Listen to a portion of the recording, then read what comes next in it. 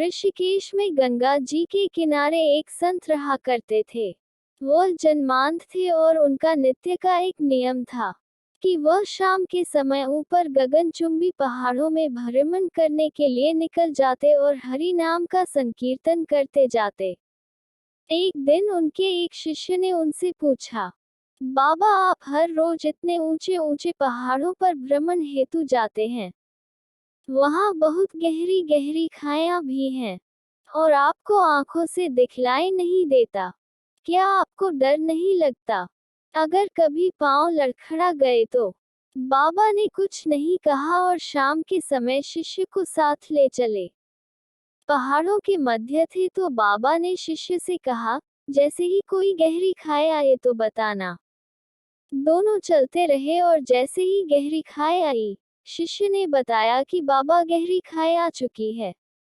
बाबा ने कहा मुझे इसमें धक्का दे दे। अब तो शिष्य इतना सुनते ही सकपका गया। उसने कहा, बाबा मैं आपको धक्का कैसे दे सकता हूँ? मैं ऐसा हरगिज नहीं कर सकता। आप तो मेरे गुरुदेव हैं।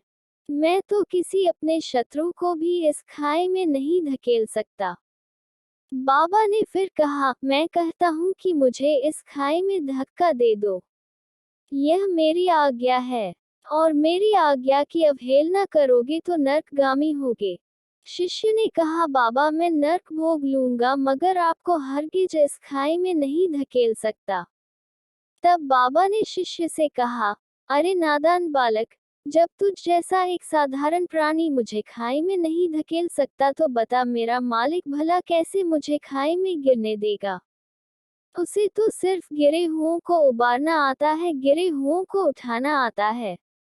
वह कभी भी किसी को गिरने नहीं देता।